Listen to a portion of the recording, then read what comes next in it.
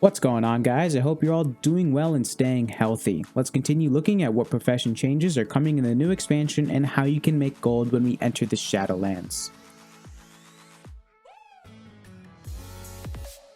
Today we're going to be going over Inscription. A lot of the things are staying the same, but there's some new recipes that look very promising for gold goblins looking to turn an easy profit. First, let's go over what crafting reagents you'll use as a scribe. There are 5 common herbs that spawn in the new zones. These herbs can be milled into luminous and umbral pigment. Their tooltips say each of them can be milled from every herb, but we don't know if every herb shares the same pigment drop chances, or if you can mill certain herbs to target one pigment over the other.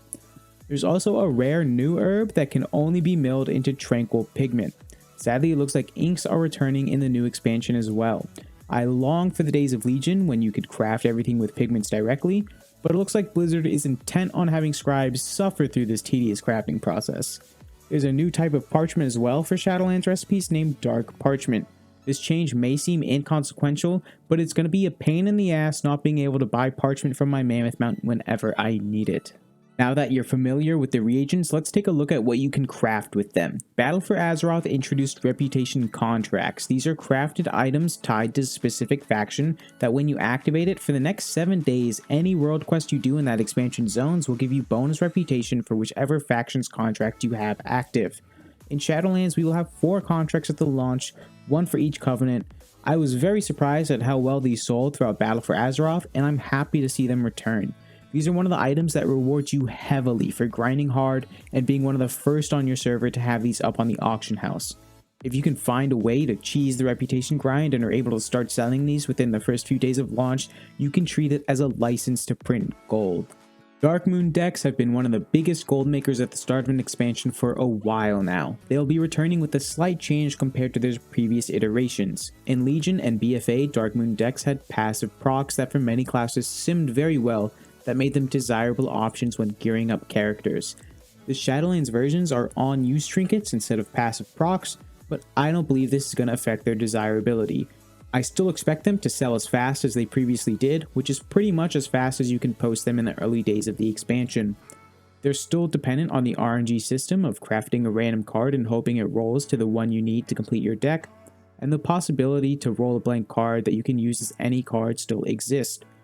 They seem to have targeted the decks at the same classes as before, with one for tanks, one for caster DPS, another for melee DPS, and a final one for healers. If you're going to be doing some Darkmoon card flipping at the start of the expansion, I highly recommend you find a cheap source of new expansion herbs on your server, as you will run through a ton of ink trying to complete your decks. Codexes and tomes that allow you to switch talents while not in rest areas are also going to be available, but I don't think these will be that popular because they have to compete with the Battle for Azeroth and Legion versions. Right now when I buy these in BFA, I check the prices of the BFA ones compared to the Legion ones and buy whichever one is cheaper because they both work exactly the same. I know I'm not the only one that does this, and I doubt that behavior is going to change in the new expansion, so these items will have a decent amount of competition. There's also the lockpicking scrolls that's a little insulated from the problems the tomes and codexes have because Shadowlands lockboxes have a higher level than BFA or Legion ones, so you can't use the expansion equivalent scrolls. But with how easy leveling is going to be with the new changes and with how ubiquitous rogues are, unlock scrolls were never a popular item anyway.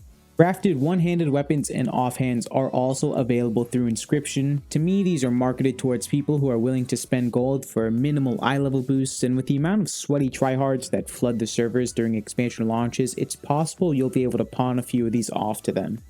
Finally, let's take a look at the juicy new part of Inscription that turns an average profession into a great one. Shadowlands is trying to revive the crafting system with an additional layer of crafting reagents deemed optional reagents. These are items crafted by professions that can be used in crafted gear to imbue them with specific effects, like guaranteeing their secondary stats or increasing the duration of food buffs or giving an item the ability to proc a stat increase.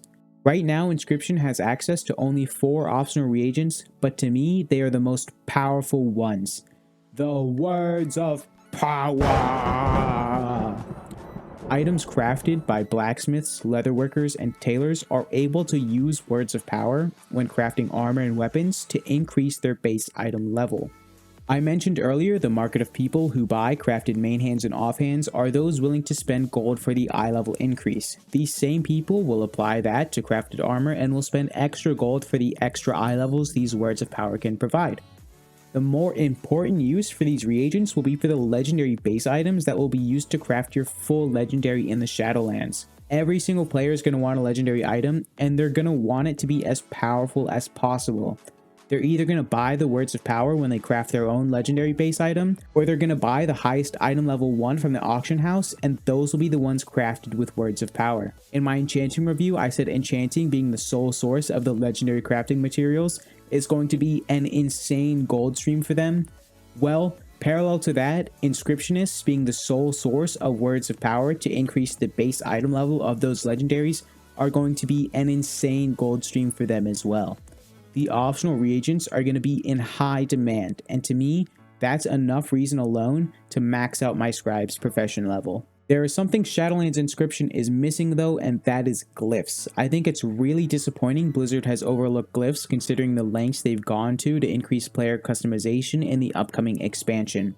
With how positively the community and forums reacted to the player model changes announced at BlizzCon, gender now becoming swappable at the barbers, and all the new race features that are data mined every week, you think Blizzard would take the easy win of adding in some cosmetic glyphs that players have been asking for a long time. I'm really hoping as we get closer to launch they'll add a few in, or if they don't, they add some in patch 9.1 or 9.2.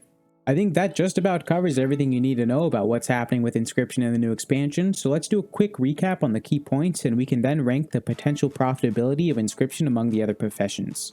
The bare minimum you should know is inks are returning and the pigments will be milled from 5 common herbs and 1 rare herb. Contracts are still in the game, and if you can grind rep in the early days of the expansion and quickly get them on the auction house, you will be heavily rewarded for your efforts. There are 4 Darkmoon decks that can be crafted, and due to the RNG nature of these, if you pursue this market, be ready to burn through a metric shit ton of herbs.